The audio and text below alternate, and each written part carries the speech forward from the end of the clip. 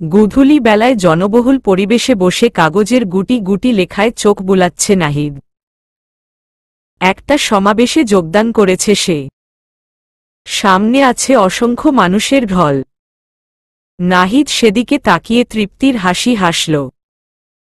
এই তাকে নিয়ে মানুষের উৎকণ্ঠা, উৎসাহ, আগ্রহ তাকে প্রশান্তি দেয়। নিজেকে ধাতস্থ করতে পারে সে সঠিক পথেই আগাচ্ছে। মানুষের সেবা করতে পারছে। এই মানুষগুলো তাকে নিঃস্বার্থভাবে ভালোবাসে। সেই ভালোবাসার প্রতিদান দিতে এক বিন্দু ছাড় দেবে না সে। সমাবেশ শেষে বেরিয়ে আসে নাহিদ। গাড়িতে উঠেই চমকে যায়। গাড়ির সিটে হেলান দিয়ে বসে আছে আরজু। পরনে ব্ল্যাক জিন্স প্যান্ট আর উপরে গ্রে শার্ট। নাহিদকে দেখেই মিষ্টি করে হেসে বলল, সারপ্রাইজ। নাহিদ বুকের বাপাশে হাত দিয়ে জোরে নিঃশ্বাস টেনে বলল, এটা সারপ্রাইজ নাকি শক? তুমি এখানে? আরজু হেসে কুটিকুটি হল। বলল, বারে, আমার বরের সমাবেশে আমি আসব না? নাহিদ খানিকটা রেগে বলল, একদম না। তুমি জানো এসব সমাবেশে যে কোনো সময় দাঙ্গা, ফ্যাসাদ শুরু হয়। একদম ঠিক করনি আরজু। তাছাড়া তোমাকে কেউ দেখে নিলে?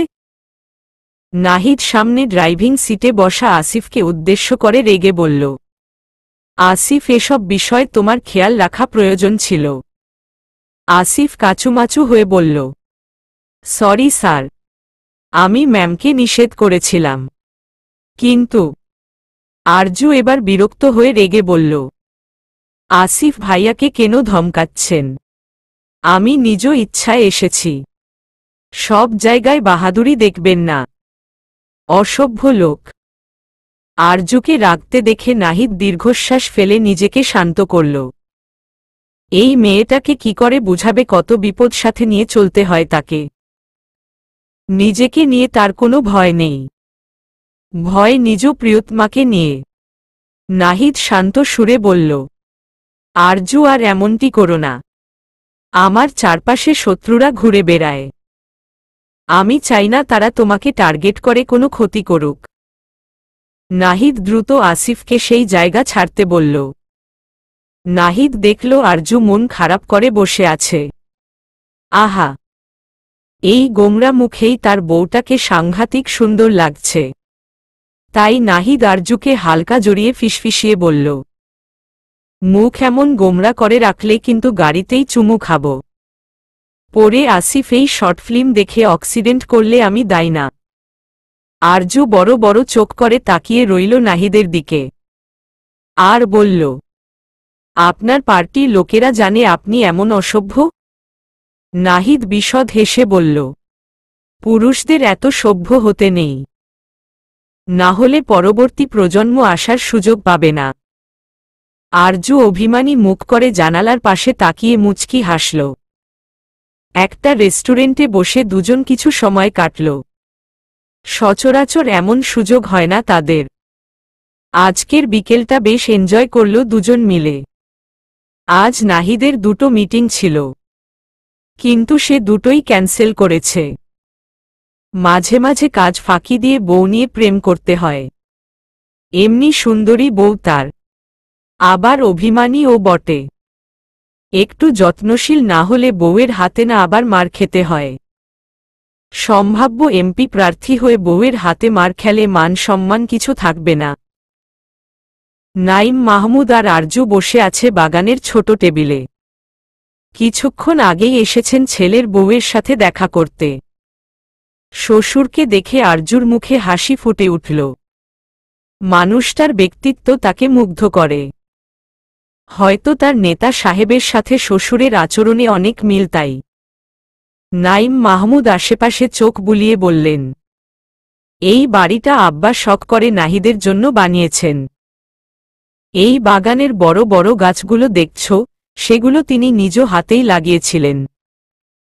ভীষণ শৌখিন মানুষ ছিলেন তিনি। আরজু মুচকি হাসল। শ্বশুরের সাথে গল্প করতে ভালো লাগছে। নাইম মাহমুদ আরজুর দিকে তাকিয়ে গম্ভীর স্বরে বললেন, সানজিদার ব্যবহারের জন্য আমি ভীষণ লজ্জিত মা। সে এমন করবে জানলে তাকে আগেই সাবধান করে দিতাম।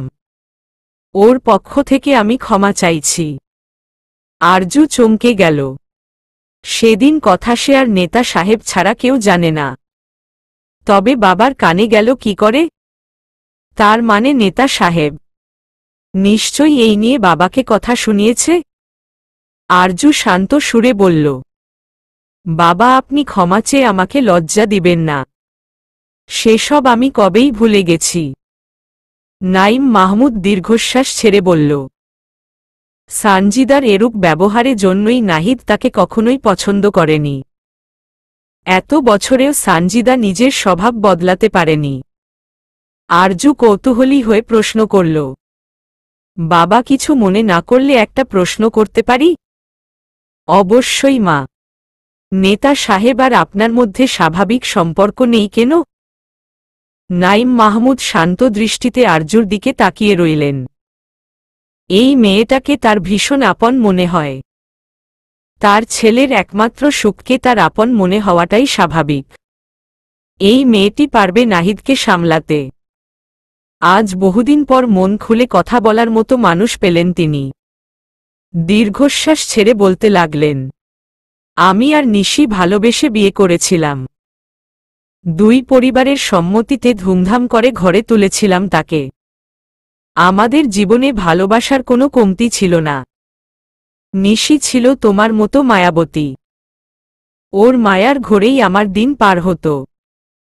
শাড়ি পরে যখন সারা বাড়ি বিচরণ করত তখন আমার মনে হতো কোনো পবিত্র পদ্ম ভেসে বেড়াচ্ছে। ভীষণ মিষ্টি করে হাসত সে। আমাদের সুখকে দ্বিগুণ করে আমাদের ঘর আলো করে নাহিদের জন্ম হল। ছেলেটা হয়েছে একদম মায়ের মতো। পরিবারের সকলের চোখের মণি ছিল নাহিদ। বিশেষ করে আমার আব্বা নাহিদকে চোখে হারাত। ছেলেটা গুটি গুটি পায়ে যখন সারা ঘর ঘুরে বেড়াত তখন কি যে প্রশান্তি অনুভব করতাম। বাসায় ফিরে ছেলের মুখ না দেখলে শান্তি পেতাম না। ধীরে ধীরে নাহিদ বড় হতে থাকল। বাল্যকালে কি যে সুন্দর দেখতে ছিল আমার নয়নের মণি। মায়া মায়া মুখে বাবা বাবা বলে কোলে এসে পড়ত। আর সেই মায় আমরা বিভোর থাকতাম। কিন্তু আমাদের সুখ বেশিদিন স্থায়ী ছিল না। ধীরে ধীরে খেয়াল করলাম নিশি প্রায়শ অসুস্থ থাকে। শরীরটাও কেমন ভেঙে এসেছে। একদিন জোর করে ডক্টরের কাছে নিয়ে গেলাম। টেস্ট করে জানতে পারলাম নিশির ফুসফুসে ক্যান্সার। আমার পৃথিবী যেন থমকে গেল সেদিন। প্রিয়তমা কঠিন অসুখ আমার হৃদয়কে ক্ষত বিক্ষত করে তুলেছিল। সেদিন নিশিকে জড়িয়ে ধরে চিৎকার করে কেঁদেছিলাম। বাড়ির সকলেই ভেঙে পড়েছিল। নাহিদ তখন ছোট ছিল। তাই মায়ের রোগের বিষয়টা তাকে জানানো হলো না। কিন্তু নাহিদ বুঝতে যে কিছু একটা হয়েছে যার ফলে সবার মুখের হাসি গায়েব হয়ে গেছে। আমার ছেলেটা সেই ছোট বয়স থেকেই বেশ বুদ্ধিমান ছিল। ধীরে ধীরে নিশির অবস্থা আরও খারাপ হতে থাকে। ডক্টর 1 বছরের আল্টিমেট দিয়ে দিল। আমি তখন ভীষণভাবে ভেঙে পড়েছিলাম। নিশির মলিন মুখের দিকে তাকালেই বুকে মোচড় দিয়ে উঠত। নাহিদ বুঝতে পারছিল তার মা বেশিদিন আমাদের সাথে থাকবে না। তাই সারাক্ষণ মায়ের কাছে পড়ে থাকত। মাকে জড়িয়ে কাঁদত। তখন নিশি আমাকে আবার বিয়ে করার জন্য প্রেশার দিতে থাকল।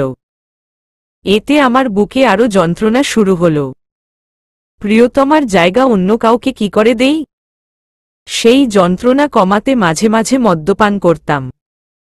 একদিন মদ্যপান করে নেশার ঘোরে জীবনের চরম অপরাধ করে বসলাম। সানজিদা ছিল আমার অফিসের সাধারণ কর্মচারী। কিন্তু নিশির অসুস্থতার খবর পাওয়ার পর থেকেই সে আমার দিকে ঘেঁষতে থাকে। আমি পাত্তা দিতাম না। কিন্তু সেদিন আমি সজ্ঞানে ছিলাম না। আমি জানি সানজিদা সেটার পুরোপুরি ফায়দা নিয়েছে। তারপর থেকেই অপরাধবোধ আমাকে ভেতরে ভেতরে শেষ করে দিচ্ছিল। আমি নিশির মুখোমুখি হতে পারছিলাম না। জীবনটা কেমন দুর্বিষহ হয়ে পড়েছিল। নাইম মাহমুদের দুচোখ বেয়ে অশ্রু গড়িয়ে পড়ল। সেই তিক্ত অতীত মনে করে বুকের যন্ত্রণা শুরু হল। আরজু তাকে সান্ত্বনা দিল না। মাঝে মাঝে মনের চাপা কষ্ট এইভাবেই বের করা প্রয়োজন, এতে মন হালকা হয়।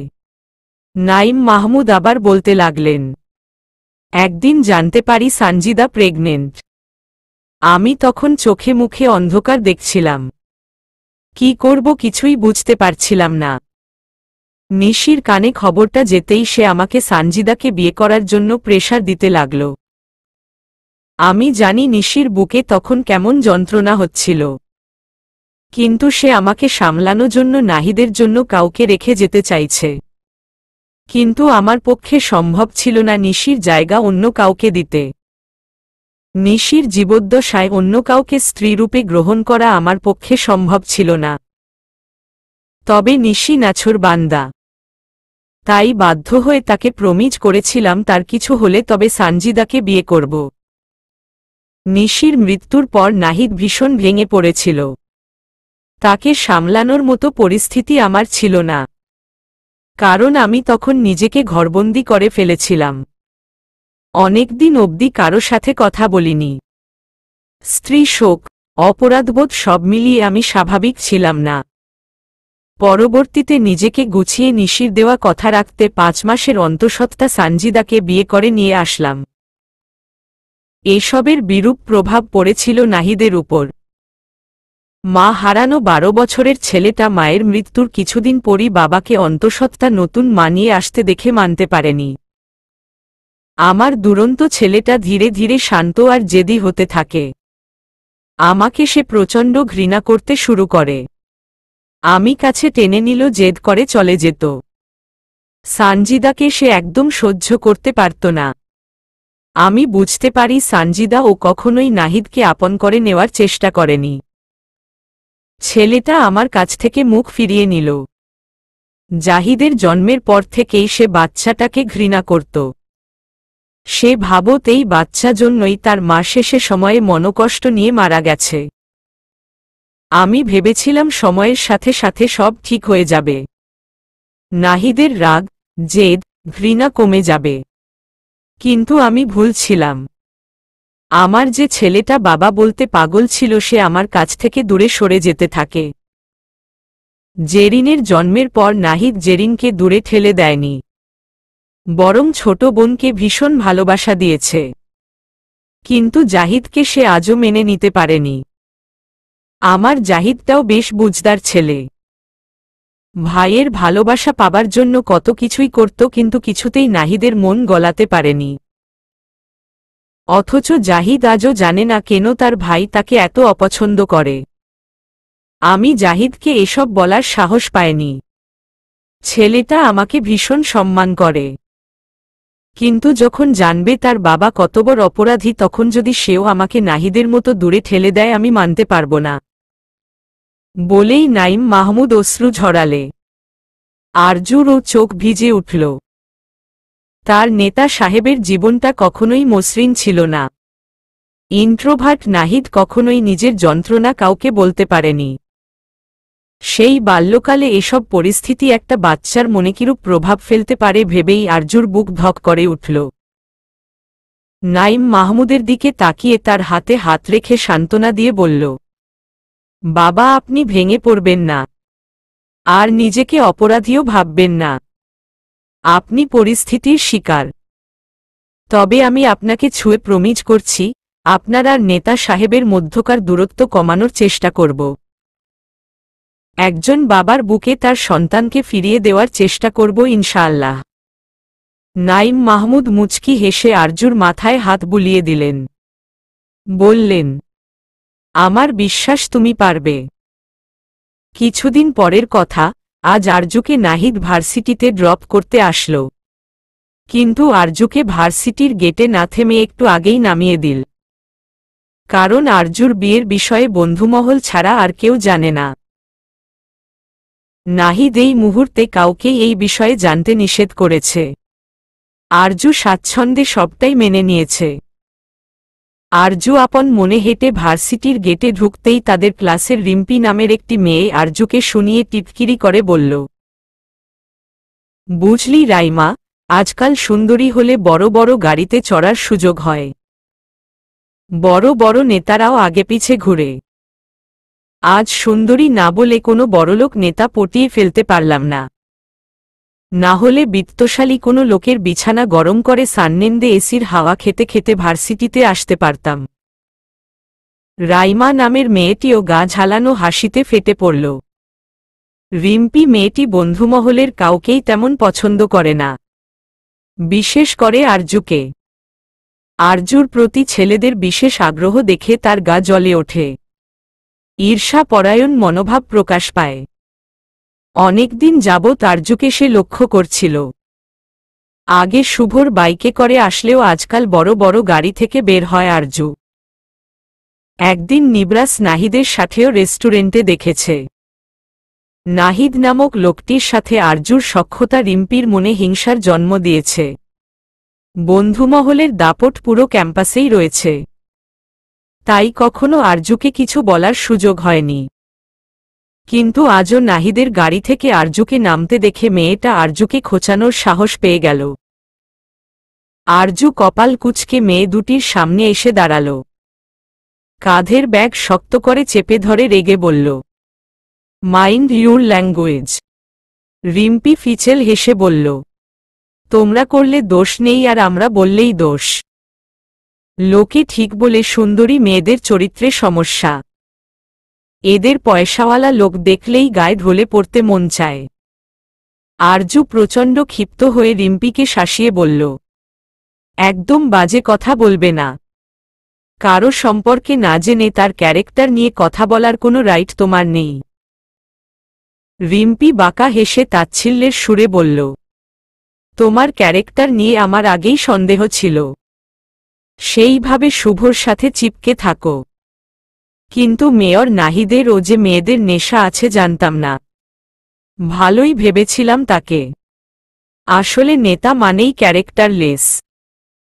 এদের প্রতি রাতে নতুন নতুন মেয়ে লাগে। আর তোমাদের মতো মেয়েরা নির্দ্বিধায় তাদের বিছানায় চলে যাও। আর বিনিময়ে বিলাসবহুল জীবনযাপনের সুযোগ পাও। এতক্ষণ সবটা হজম করলেও নাহিদকে নিয়ে বলা বাজে কথা আরজু সহ্য করতে পারল না। প্রচণ্ড ক্ষিপ্ত হয়ে কষিয়ে একটা থাপ্পড় বসিয়ে দিল। এতেও ক্ষান্ত হল না, মেয়েটার পেছনের চুলের মুঠি ধরে বলতে লাগল, আমার নেতা সাহেবের চরিত্র নিয়ে বলার তুই কে? তাকে ক্যারেক্টারলেস বলিস কোনো মুখে? You bloody bitch. কয়দিন আগে যে সিনিয়রের সাথে অডিটোরিয়ামে প্রেম লীলা করতে যেয়ে সবার সামনে ধরা পড়লি তখন কি তোর চরিত্র ফুলের মতো পবিত্র ছিল? ফিজিক্স ডিপার্টমেন্টের হিল্লোলের সাথে যে তোর কি লটার পটর চলে জানি না ভেবেছিস? হোয়াটসঅ্যাপ গ্রুপে তোদের চুমু খাওয়ার ছবি বহুদিন ভাইরাল ছিল। যার নিজের চরিত্রের ঠিক নেই সে আমার আর নেতা সাহেবের দিকে আঙ্গুল তুলে? আজ তোর পবিত্র চরিত্রই টেনে খুলে সেটা ধুয়ে পানি খাব। রাইমা মেয়েটি আরজুকে ছাড়ানোর চেষ্টা করছে কিন্তু কিছুতেই পারছে না। আরজু প্রচণ্ড চটে গেছে। শুভ মাত্রই ভার্সিটির গেট দিয়ে ঢুকেছে। কিন্তু সামনের দৃশ্য চোখে পড়তেই হা হয়ে গেল। কয়েক মুহূর্ত লাগল বিষয়টা বুঝতে। আরজুর কাণ্ড দেখে এক দৌড়ে আরজুর কাছে এসে আরজুকে টেনে সরিয়ে নিতে নিতে বলল, কি করছিস আরজু? Behave your self. ছাড় বলছি। আরজু খেপা বাঘিনীর মতো আবারও মেয়েটার দিকে হাত পা ছুঁড়তে ছুঁড়তে বলল, এই বিচের সব চুল আমি ছিঁড়ে ছাড়ব। আমার নেতা সাহেবকে ক্যারেক্টারলেস বলে কোনো সাহসে? ওর মুখ থেতলিয়ে দিব। ওর চরিত্রও থেতলিয়ে জুস বানাব। শুভ আরজুকে জোর করে ধরে সরিয়ে এনে বলল, থামতে বলেছি আরজু, না হলে মার খাবি। শান্ত হো। দিব কিন্তু একটা কানের নিচে। ক্যান্টিনে বসে রাগে গজগজ করছে আরজু। তার সামনে একটা ঠান্ডা কোল্ড ড্রিঙ্কস এনে দিল রামিম। বলল, কোক খেয়ে মাথা ঠান্ডা কর। চোখ মুখ কেমন লাল হয়ে আছে। ফুয়াদ বলে উঠল, ওহ মাই গুডনেস, তুই এত ভালো চুলোচুলি করতে পারিস আরজু জানতামই না। ইসস, মনে করে ভিডিও করলে তোর বরের কাছে পাঠিয়ে দিতাম। নেতা দেখত কি সাংঘাতিক বউ পাইছে। সাবিহা ফুয়াদের পিঠে চাপড় মেরে বলল, ধুত, ফাজলামি করিস না তো। যারা রেগে বলল, একদম ঠিক করেছিস আরজু। ওই ব্লাডি বিচকে তো শুকনো নিমের ডাল দিয়ে পিটানো উচিত। ওর স্ক্যান্ডাল এর কথা সবাই জানে। আবার আসছে সাধু সাজতেন। লুচ্চা মাইয়া। শুভ আরজুর ঘামর্ত মুখ টিস্যু দিয়ে মুছে দিল। পাশে বসা রিমি সেদিকে নির্বিকারে তাকিয়ে আছে। যেই মেয়েটা ওর হৃদয় ভেঙেচুরে দিয়েছে সেই মেয়েটাকে এখনো কত অবলীলায় যত্ন করছে শুভ। রিমির আফসোস হল, শুভর ভালোবাসা না পাক অন্তত এই নিখাত বন্ধুত্বটুকু পেলেও তার জীবন সার্থক হয়ে যেত। শুভ আর আরজুর এই সুন্দর বন্ধুত্ব আর কয়জনের ভাগ্যে আছে? আরজু নিজেকে কিছুতেই শান্ত করতে পারছে না। তার ভালোবাসার মানুষটিকে নিয়ে একটা বাজে শব্দ আরজু সহ্য করতে পারে না। আরজুর চোখ পড়ল শুভর হাতের দিকে। তখন আরজুকে টেনে আনার সময় আরজুর নখের আঁচড় লেগেছে। আরজু দ্রুত শুভর হাত ধরে অস্থির হয়ে বলল, কে বলেছে আমাকে ধরতে? দেখলি কেমন আঘাত পেলি? কি যে করিস তুই? শুভ মৃদু হেসে মনে মনে বলল, এই সামান্য আঘাত দেখে অস্থির হয়ে পড়লি আরজু? তবে আমার ভঙ্গুর হৃদয় দেখলে তুই সহ্য করতে পারবি না। কিন্তু মুখে বলল, আরে কিছু হবে না, ঠিক আছি, তুই শান্ত হো। আরজু বলল, ফুয়াদ স্যাভলন ক্রিম এনে দে এক্ষুনি। শুভ আরজুকে শান্ত হতে বলল, কিন্তু আরজু তো আরজু, তাকে থামানোর সাধ্য কারো নেই। ক্রিম এনে নিজে যত্ন করে শুভর হাতে লাগিয়ে দিল। বাসায় ফেরার সময় শুভ নিজেই আরজুকে বাসায় ড্রপ করে দিয়ে গেল। সে জানে আরজুর বুকে দাবানল জ্বলছে। করো কটু কথা এই মেয়ে মনতেই পারে না। তাই বলল, সব বিষয়ে এমন রিয়েক্ট করতে হয় না আরজু। আমি জানি রিম্পির ভুল ছিল।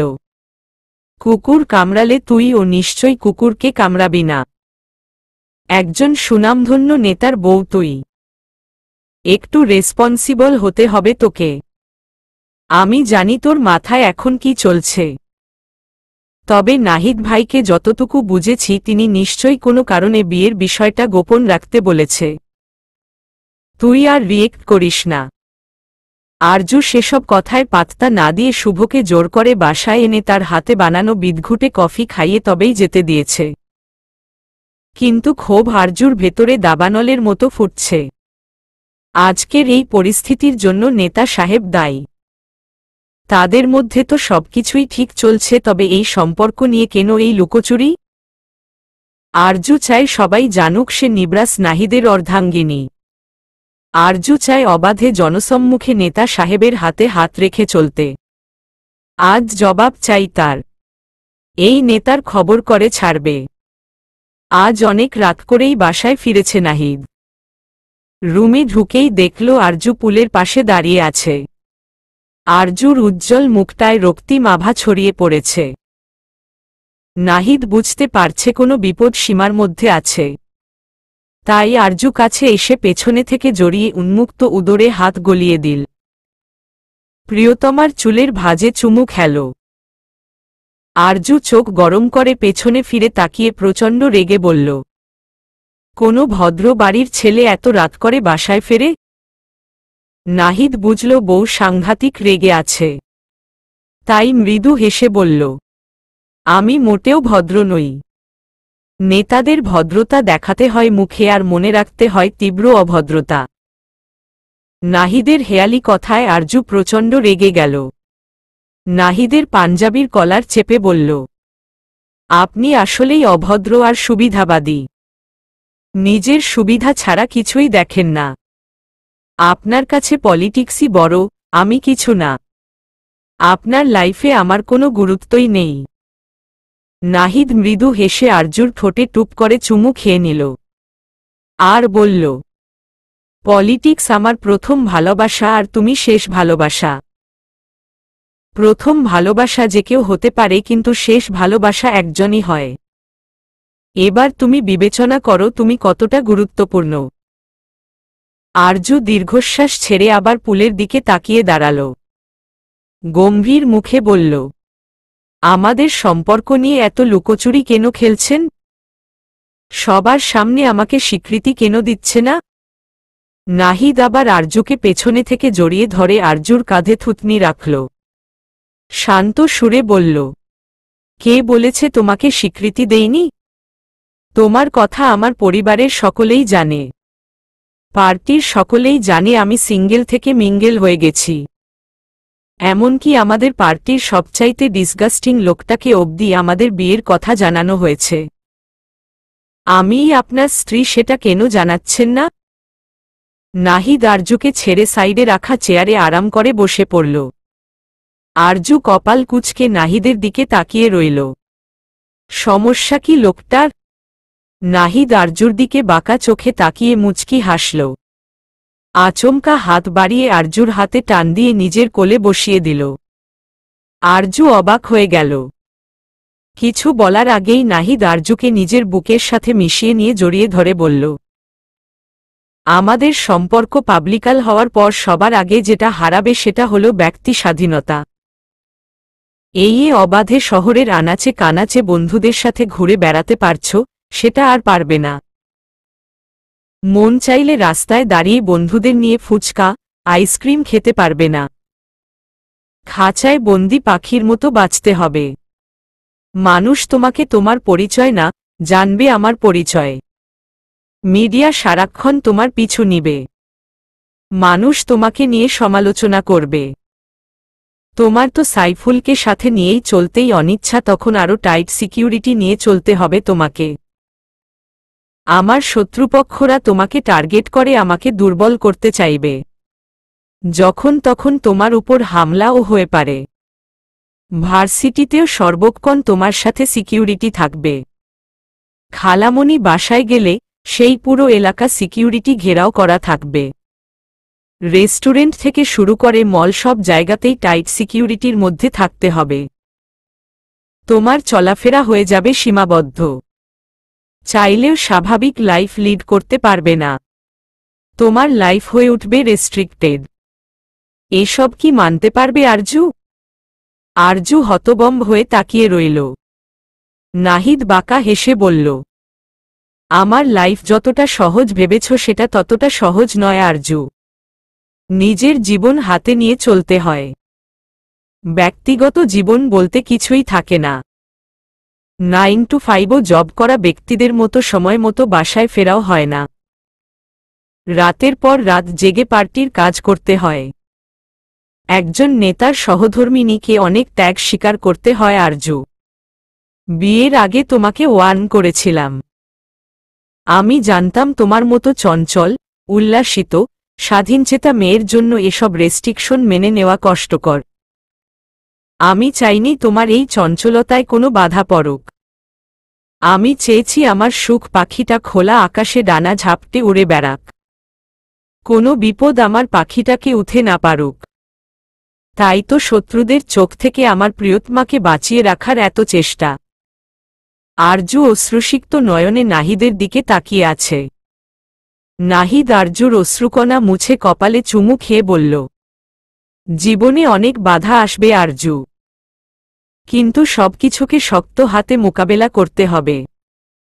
নাহিদের স্ত্রী হিসেবে তোমাকে হতে হবে আরও মজবুত, আরও তেজি। কোনো সমালোচনা যেন তোমার জীবনে প্রভাব না ফেলতে পারে। আমি চাই আমার কিছু হলেও তুমি মাথা উঁচু করে বাঁচো।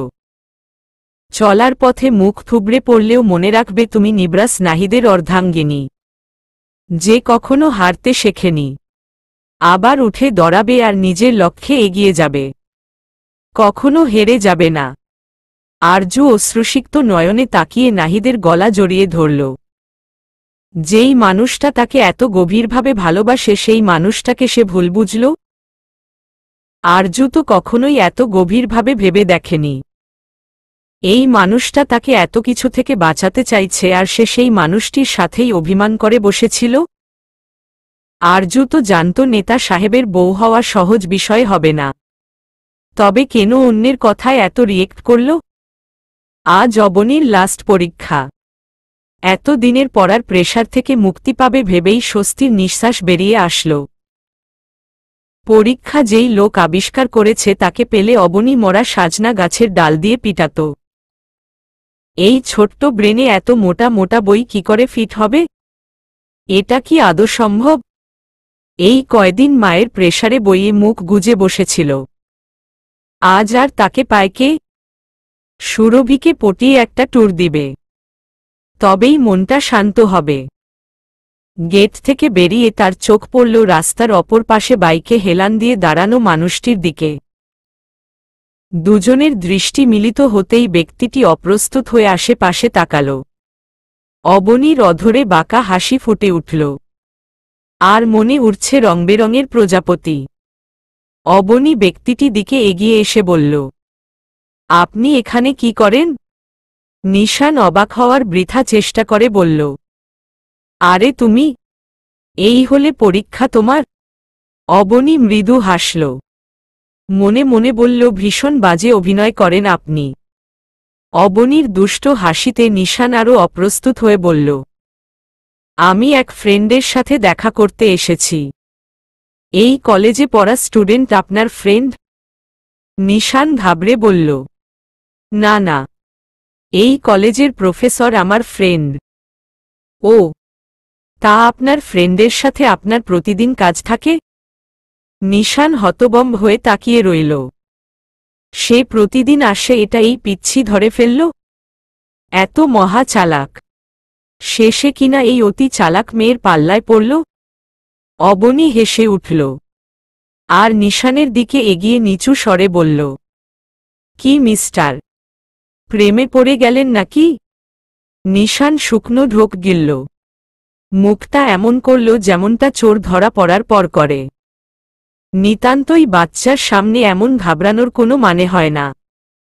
তাই বিরক্ত ভাব নিয়ে বলল, হোয়াট রাবিশ, আমি তোমার মতো বাচ্চার প্রেমে পড়তে যাব কেন?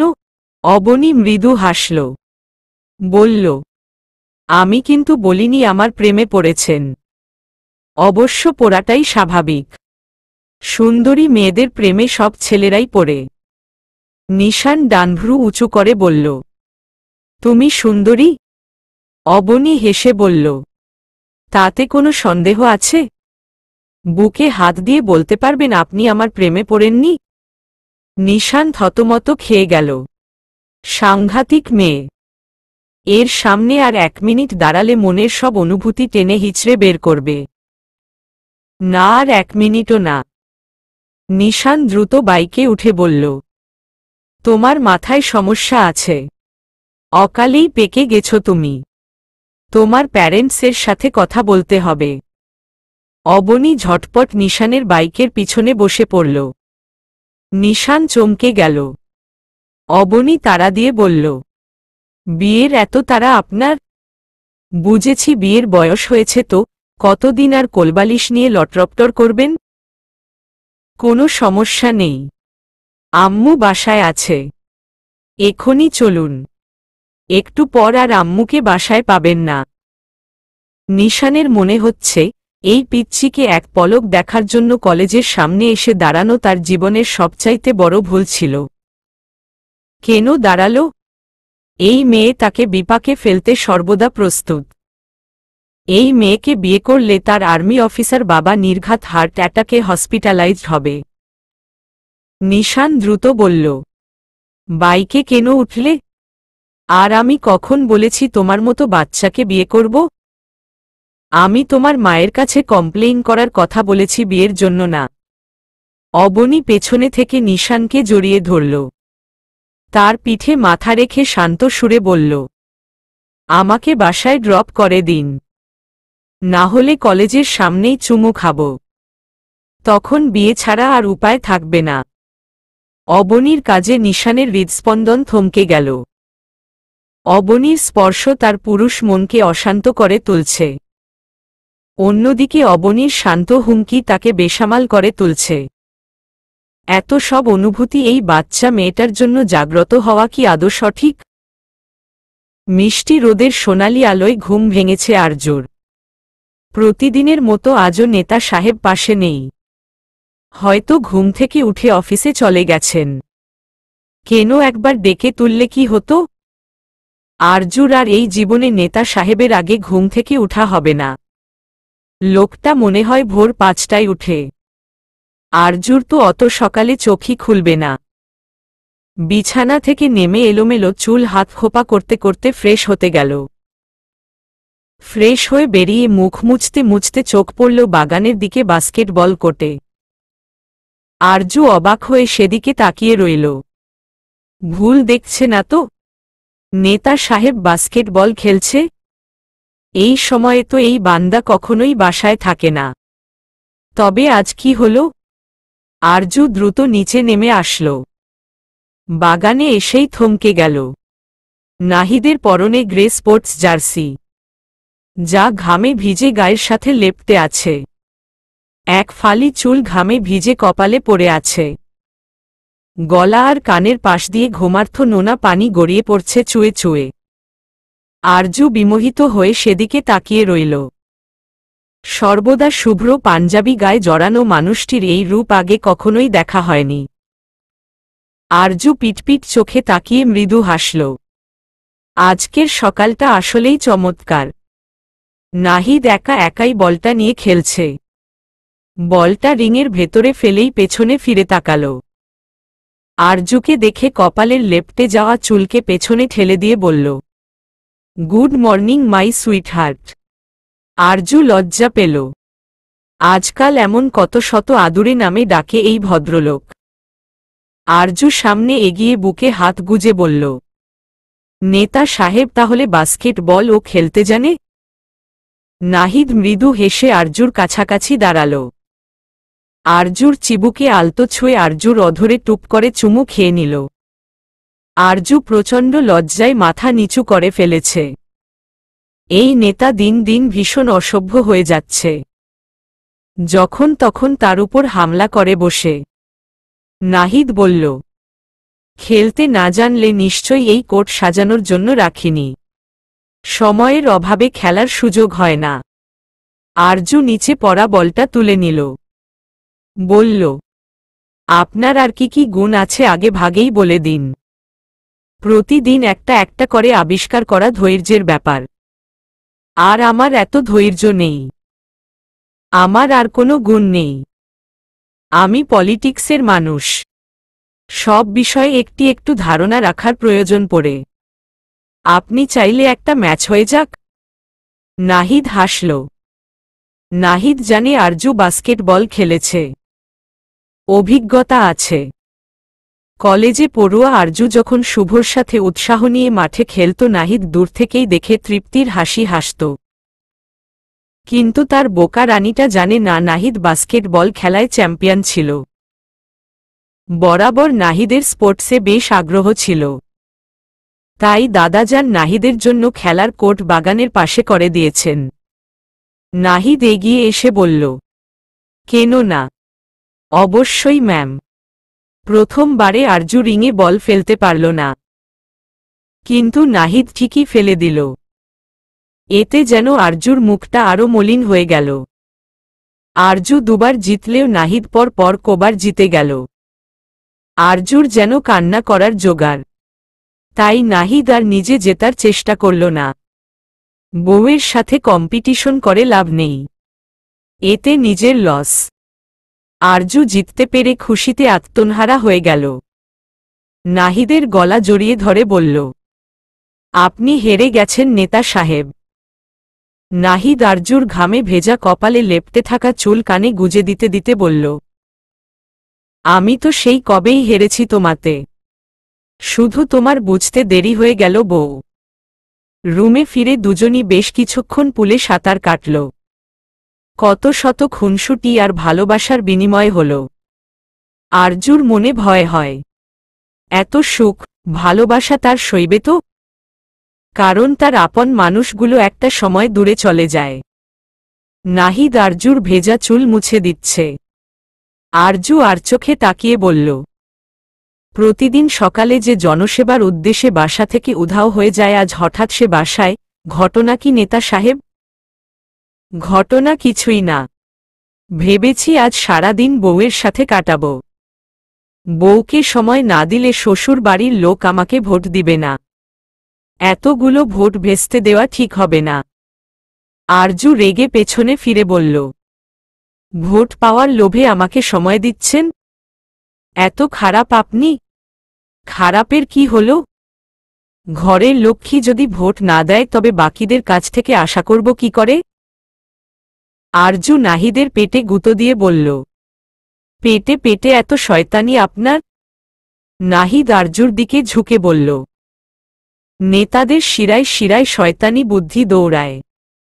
আমার মতো তুখোর নেতার সাথে তুমি পারবে না বউ। বলেই আরজুকে সুরসুরি দিতে লাগল। অন্যদিকে আরজুর হাসতে হাসতে ছুটোছুটি করছে। একসময় বিছানায় শুয়ে হয়রান হয়ে আরজু জোরে জোরে নিঃশ্বাস ফেলতে লাগল। নাহিদ আরজুর লাবণ্যময়ী রূপে মুগ্ধ হচ্ছে বারবার। বক্ষস্থলের অস্বাভাবিক উঠানামা দৃশ্য নাহিদের মস্তিষ্ককে বেকাবু করে তুলছে। সন্তপনে সে আরজু উপরে নিজের বিশাল দেহখানা গলিয়ে দিয়ে বক্ষ বিভাজনে মুখ ডুবাল।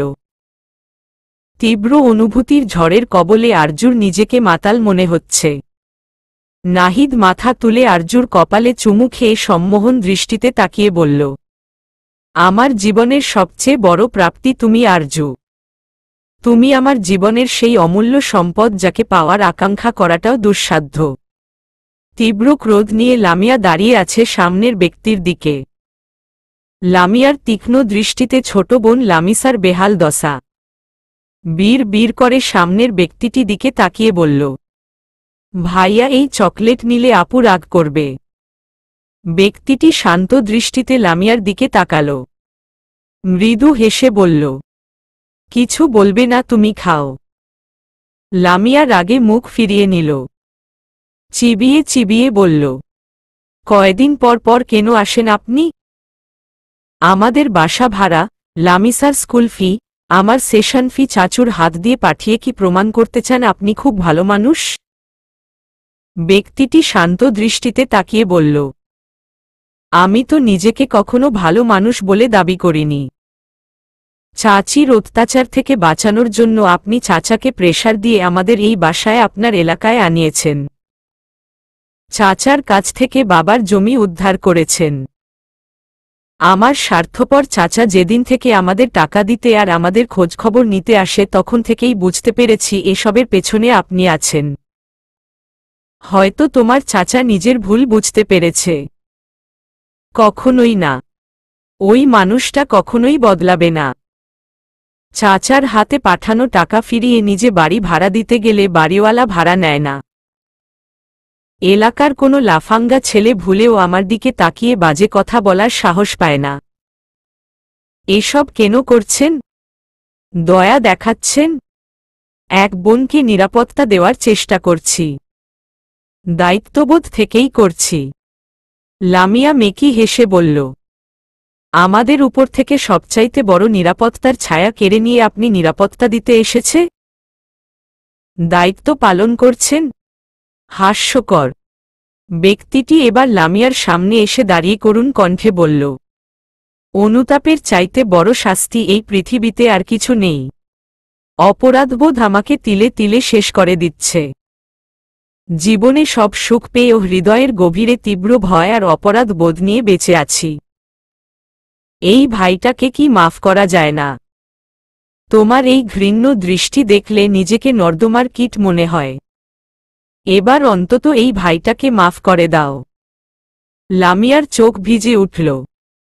তীব্র যন্ত্রণা হচ্ছে। এই মানুষটা আড়ালে থেকে তাকে সর্বক্ষণ নিরাপত্তা দিচ্ছে, তাদের প্রতি খেয়াল রাখছে। অথচ একটা সময় এই মানুষটির জন্যই সে জীবনে সব হারিয়েছে। চাইলেও কি মাফ করা যায়? লামিয়া গম্ভীর সুরে বলল, আপনার মতো এত বড় নেতার আমার মতো ক্ষুদ্র মানুষের ক্ষমার প্রয়োজন কেন? আপনি চাইলেই এসব পিছুটান ছেড়ে দিতে পারেন। অশ্রুসিক্ত চোখে তাকালো ব্যক্তিটি। কাপা গলায় বলল, কিছু মানুষের অশ্রুর কারণ হয়ে স্বস্তিতে বাঁচা যায় না। আমার দ্বারা হওয়া অনাকাঙ্ক্ষিত ভুলের জন্য যাদের জীবনে বিপর্যয় নেমে এসেছে তাদের ধিক্কার নিয়ে বেঁচে থাকা বড্ড যন্ত্রণার। আসিফ গাড়ি চালাচ্ছে আর বারবার নাহিদের রক্তিম আভায় ছেয়ে যাওয়া মুখটা দেখছে। এই মানুষটাকে সে বহু রূপে দেখেছে, কখনো কঠিন পাথরের ন্যায়, কখনো শান্ত কোমল গোলাপের ন্যায়। আজ নাহিদের অবস্থা ঠিক ধরতে পারছে না। মানুষটা অন্যায় দেখলে সর্বস্ব দিয়ে রুখে দাঁড়ায়। ইদানিং নাহিদের রাজনৈতিক নেতাদের সাথে মতবিরোধ হচ্ছে, দলের সাথে তাল মিলিয়ে চলার দুষ্কর হয়ে পড়ছে। চারদিকে দুর্নীতি, এসব দেখলে মেজাজ খারাপ হয়ে যায় নাহিদের। শরীফুল হক তার চাটুকার কয়েকজন নেতাদের নিয়ে নাহিদকে নির্বাচন থেকে সরে যাওয়ার হুমকি দিয়েছে। আজ বিকেলেই তারা নাহিদের মুখোমুখি বসেছিল। এসব নিয়ে কথা কাটাকাটি করে ক্ষিপ্ত মেজাজে বাসায় ফিরেছে নাহিদ। বাসায় পৌঁছাতেই নাহিদ দ্রুত রুমে চলে গেল। অন্য দিনের মতো হাসি মুখে বিদায় নিল না। আসিফ দীর্ঘশ্বাস ফেলে নিজ গন্তব্যে চলে গেল। আরজু নাহিদের ক্লান্ত মুখটা দেখে এক গ্লাস লেমনেড নিয়ে আসল। নাহিদ সেটা খেয়েই ফ্রেশ হয়ে আসল। আরজু বুঝতে পারছে কোনো কারণে তার নেতা সাহেবের স্ট্রেসের মধ্যে আছে। আরজু তো ভেবেছে নেতা হওয়া খুব সহজ, কিন্তু নাহিদকে কাছ থেকে দেখে উপলব্ধি করতে পারছে এটা মোটেও সহজ নয়, বরং অনেক বেশি পরিশ্রমের। মানুষটা খাওয়ার সময় অবধি পায় না। নাহিদ এসেই সোজা আরজুর কোলে শুয়ে পড়ল। মাথার রগগুলো ধপধপ করছে, মাথায় ভীষণ যন্ত্রণা হচ্ছে। নাহিদের ক্লান্ত মুখখানা দেখে আরজুর কষ্ট হচ্ছে।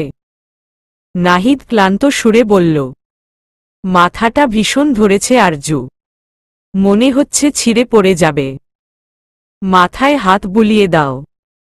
আরজু বিনা বাক্য অপচয় করে নাহিদের চুলে হাত বুলাতে লাগল আর বলল, এত প্রেশার নিয়ে কাজ না করলে হয় না?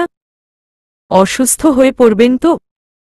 তুমি আছো না আমার অসুখ দূর করতে, আমার সব রোগের মেডিসিন। আরজু মৃদু হেসে বলল, সেই মেডিসিন যদি কোনোদিন সাংঘাতিক রোগের কারণ হয়ে দাঁড়ায়? নাহিদ পিট পিট চোখে তাকাল। আরজুর হাতের তালুতে অধর ছুঁয়ে বলল, তুমি নামক সাংঘাতিক রোগকেও আমি হাসি মুখে আমার অস্তিত্বে মিশিয়ে নিব। আরজু মৃদু হেসে নাহিদের কপালে চুমু খেয়ে বলল, কবে থেকে আমায় এত ভালোবাসতে শুরু করলেন? যখন থেকে তুমি আমার জীবনে এসেছ। জীবন যেন আলোর গতিতে ছুটে চলে অবিরত। সুখের সময়গুলো কেন দীর্ঘ হয় না? জীবনের ভালো সময় হয় সবচাইতে সংক্ষিপ্ত। এটাই জীবনের ধর্ম। দুঃখ আছে বলেই হয়তো সুখকে মানুষ এত ভালোবাসে। প্রতিটা মানুষের জীবনেই কঠিন মুহূর্ত আসে। হয়তো রামিম সেই পরিস্থিতির মধ্যে দিয়ে যাচ্ছে। আজ সকালে ঘুম থেকে উঠে যখন দেখল তার মা তখনও উঠেনি, রামিমের কাছে বিষয়টা অদ্ভুত লাগে। কারণ মা খুব ভোরে উঠেই নামাজ পড়ে রান্না শেষ করেন, তারপর স্কুলের উদ্দেশ্যে বের হয়। কিন্তু আজ 8টা বেজে গেল, কিন্তু মা ঘুমাচ্ছে। আবার কি মায়ের শরীর খারাপ করল? কেন যে ডক্টরের কাছে যেতে চায় না? রামিম মায়ের বিছানার পাশে বসে মায়ের চুলে হাত বুলাতে যেয়ে চমকে উঠল। কেমন বরফের মতো ঠান্ডা হয়ে আছে। রামিম প্রচণ্ড ভয় মাকে বারবার ডাকতে লাগল। সারা শরীর বরফ শীতল হয়ে আছে। রামিম ডাকল, কিন্তু আঞ্জুমান আরা কোনো সাড়া দিলেন না। রামিমের সারা শরীর কেঁপে উঠল, চোখে জমল অশ্রু। অসহায় রামিম কাপা হাতে মাকে পাজাকোলা করে নিয়ে ছুটল হসপিটালে। সেই অবলম্বনটুকু হারালে রামিম নিজেই শেষ হয়ে যাবে। হসপিটালে পৌঁছেই ডক্টর পরীক্ষা করে যা জানালেন তার জন্য রামিম মোটেও প্রস্তুত ছিল না। রামিম স্তব্ধ হয়ে সেখানেই বসে পড়ল। শ্যামবর্ণের সুন্দর মুখটা রক্তিম হয়ে উঠল। পুরো ধরনী যেন স্তব্ধ হয়ে গেছে। রামিম যেন হিতাহিত জ্ঞান শূন্য হয়ে গেছে। অনেকক্ষণ যাবৎ রামিমের ফোন বেজে চলছে, কিন্তু রামিমের সেদিকে কোনো হুঁশ নেই। ফোন বেজে বেজে ক্লান্ত হয়ে আবার কেটে যাচ্ছে। একসময় রামিম পকেট থেকে ফোন বের করে না দেখেই রিসিভ করে। ওপর পাশে মিষ্টি কণ্ঠ ভেসে আসে। রামিম, কোথায় তুই? কখন থেকে কল করে যাচ্ছি। রামিম শান্ত কণ্ঠে বলল, হসপিটালে। সাবিহা অস্থির হয়ে বলল, হসপিটালে? কি হয়েছে? তুই ঠিক আছিস? আন্টি ঠিক আছে? রামিম কাঁপা কাঁপা গলায় বলল, সাবিহা, এই নিষ্ঠুর পৃথিবীতে আমি একা হয়ে গেলাম রে। আমার যে আর কেউ রইল না। আমি বাঁচব কি করে? বলেই হুহু করে কেঁদে উঠল। অন্যদিকে সাবিহা স্তব্ধ হয়ে গেল। সেই হাস্যোজ্জ্বল মানুষটা নেই ভাবতেই বুকে তীব্র পীড়া অনুভব করল। তার ভালোবাসার মানুষটির একমাত্র অবলম্বন সৃষ্টিকর্তা কেন কেড়ে নিল? সৃষ্টিকর্তা এতটা নিষ্ঠুরতা এই মানুষটার সাথেই কেন দেখালো? বাইরে রোদের তেজ বাড়ছে। বাতাসের উষ্ণ হাওয়ার স্পর্শে সেটা বেশ উপলব্ধি করা যাচ্ছে। পুরনো ধাঁচের বাড়িটির দ্বিতীয় তলায় বইছে অতৃপ্ত নিস্তব্ধতা। আরজু শুভর কাঁধে মাথা রেখে ফুপিয়ে উঠছে। শুভ স্তব্ধ হয়ে বসে সামনের মানুষটিকে পর্যবেক্ষণ করে যাচ্ছে। নিস্তব্ধ, নিষ্প্রাণ, নির্বাক হয়ে বিছানার সামনে ফ্লোরে বসে আছে রামিম। তার ঠিক পাশেই তৃষ্ণার্ত চাতকের মতো বসে রামিমের পানে দৃষ্টি ফেলে অশ্রু জড়াচ্ছে সাবিহা। শুভর চোখ ভিজে উঠল। সামনের এই ছেলেটিকে সে কখনোই ভেঙে পড়তে দেখেনি, বরং সবচাইতে দায়িত্বশীলভাবে তাদের বন্ধুমহলের সকলকে সামলিয়েছে। নিজের একাকিত্ব, কঠিন বাস্তবতা আর আর্থিক সমস্যা কখনোই কারো সামনে প্রকাশ করেনি। সবসময় সব পরিস্থিতি হাসি মুখে, যুক্তি দিয়ে সামলিয়েছে। হাসি খুশি থাকা সেই দায়িত্বশীল ছেলেটির একমাত্র অনুপ্রেরণা ছিল তার মা, যাকে নিয়ে সুন্দরভাবে বাঁচার স্বপ্ন দেখছে। কিন্তু ভাগ্য যেন এই ছেলেটির সহায় ছিল না। সৃষ্টিকর্তার কি নির্মম বিচার! সাবিহা অসহায় দৃষ্টিতে রামিমকে দেখছে। রামিমের অশ্রুসিক্ত ক্লান্ত আখিতে অসহায়ত্বের ছাপ। প্রতি মুহূর্তে মুহূর্তে সাবিহার বুক ধুকপুক করে উঠছে। সর্বদা যেই চোখে তেজ থাকত সেই চোখে যেন আজ ভীষণ শান্ত, নির্জীব। এই ছেলেটা নিজেকে সামলাবে কি করে? সাবিহা ঠোঁটে দাঁত চেপে নিজের কান্না রোধ করল। আজ যদি সে নিজেই ভেঙে পড়ে তবে তার ভালোবাসার মানুষটিকে কি করে সামলাবে? এই মানুষটিকে যে সান্ত্বনা দেবার মতো কেউ নেই। ভালোবেসে মাথায় হাত বুলানোর মতো আর কেউ রইল না। আঞ্জুমান আরার হাস্যোজ্জ্বল মুখখানা ভেসে উঠল। কি মিষ্টি করে হেসে তাকে আদর করে মা বলে ডাকতেন। সাবিহার মনে পড়ল সেদিনের কথা, যেদিন আঞ্জুমান আরা তারা হাত ছুঁয়ে বলেছিলেন সবসময় রামিমের পাশে থাকতে। রামিমের আত্মীয় বলতে তেমন কেউ নেই। নানা বাড়ির কারো সাথেই তাদের তেমন যোগাযোগ নেই। কিন্তু বোনের মৃত্যুর খবর শুনে হয়তো দায়িত্ববোধ থেকেই জানাজায় শরিক হতে এসেছেন। জানাজা শেষে করেই যেন তাদের যাবার তাড়া বেড়ে গেল। রামিম কারো সাথেই কোনো বাক্য বিনিময় করেনি। যারা তাদের দুঃসময় পাশে এসে দাঁড়ায়নি তাদের এই কঠিন মুহূর্তেও পাশে চায় না সে। ফুয়াদ আর যারা তাদেরকেই বিদায় দিয়ে বাসায় ফিরে আসল, যেই বাসায় একসময় আসলে তারা সকলেই হৈহুল্লোড়ে মেতে উঠত, আজ সেই বাসা জুড়ে আছে বিষাদের ছায়া। যারার মতো কঠিন মেয়েও যেন আজ বারবার কেঁপে কেঁপে উঠছে। বেশ কিছুদিন আগেই আঞ্জুমান আরার হার্টে ব্লক ধরা পড়েছিল। ডক্টর তাকে দ্রুত ওপেন হার্ট সার্জারি পরামর্শ দিয়েছেন। এতে অনেক অর্থের প্রয়োজন। আঞ্জুমান আরা তিলে তিলে কিছু অর্থ জমা করেছেন ছেলের ভবিষ্যতের জন্য। কোনো বিপদের সময় সামান্য সাহায্য করার মতো কেউ নেই তাদের। তাই সেই জমা অর্থ নিজের চিকিৎসায় খরচ করে ফেলার ইচ্ছা তার ছিল না। মেডিসিনের মাধ্যমে তিনি সবটা ধামাচাপা দিয়েছেন। তার অসুস্থতায় রামিম হসপিটালে নিয়ে যেতে চাইলে তিনি রাজি হতেন না, কারণ তিনি জানতেন ছেলে নিজের শরীরের শেষ রক্তবিন্দু দিয়ে হলেও মায়ের চিকিৎসায় নেমে পড়বে। পার্থিব জীবনে একদিন তো সবাইকেই যেতে হবে, তাই ছেলেকে অনিশ্চয়তার দিকে ঠেলে যেতে চাননি। তপ্ত রোদ নিজের তেজ কমিয়ে পশ্চিম আকাশে ঢলে পড়েছে অনেক আগেই। বন্ধুমহলের সকলেই নিশ্চুপ হয়ে বসে আছে। রিমি আর শুভ সবার জন্য হালকা পাতলা খাবারে ব্যবস্থা করল। সাবিহা বেশ কয়েকবার রামিমকে কিছু খাওয়ানোর চেষ্টা করেছে, কিন্তু সফল হল না।